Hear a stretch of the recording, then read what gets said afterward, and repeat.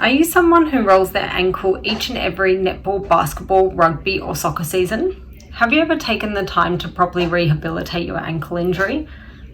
Unfortunately, after the first instance of ankle instability or rolling your ankle, the ligaments in your ankle may be torn to some degree and do not get replaced with lovely shiny new ligament tissue, but scar tissue instead.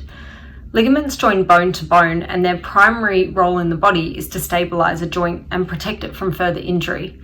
The body does its best at repairing the ligament after an injury, but often the ligaments remain a little bit loose or lax, and this puts your ankle at further risk of another episode of instability. The good news is that you can assist these ligaments in doing their job by retraining your muscles and improving the control around your injured joint. There are three basic things you can do at home to start off your ankle rehab. Firstly, we're going to check that your mobility is up to standard by comparing it to the uninjured side.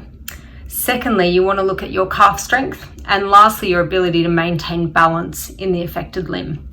I'm going to show you how to do these three things at home so that we can get you started on your rehab. Okay, so the first test we're going to do for your ankle instability is called a knee to wall test. Underneath Sam's foot, we just have a ruler set up. She's going to have her foot flat on the floor, take her knee over her second toe, see if she can touch her knee on the wall. That should be fairly easy. Next stage is for her to slowly take her foot away from the wall and see where her limit is.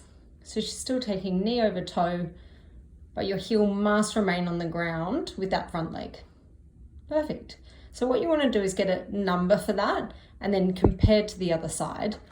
If there's more than a centimetre or two difference, then that ankle mobility is something that we do want to work on. So our second test is your calf raise test. We're going to have a look at Sam standing on one leg. You can steady yourself on the wall a little bit, lifting up onto the other foot, slowly back down. And Sam's going to do as many calf raises as she can until she can't do any more or until she really slows down, and then compare that to the other side. Ideally, you want to be able to manage more than 20 to 25 calf raises, or if there's a significant difference side to side, this is something that needs working on.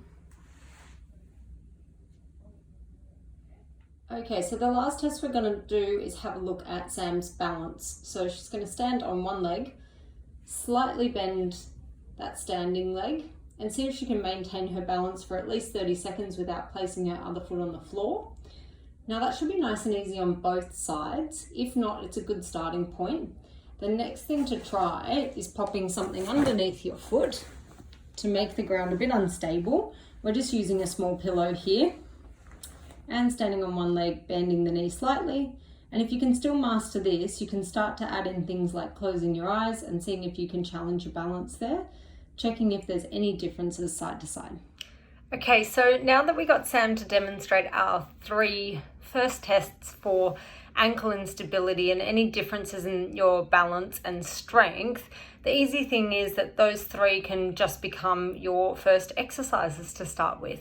Use the knee to wall to improve range in your ankle, use your single leg calf raises to improve your calf strength, and start to challenge your balance by standing on some different surfaces and introducing things like closing your eyes.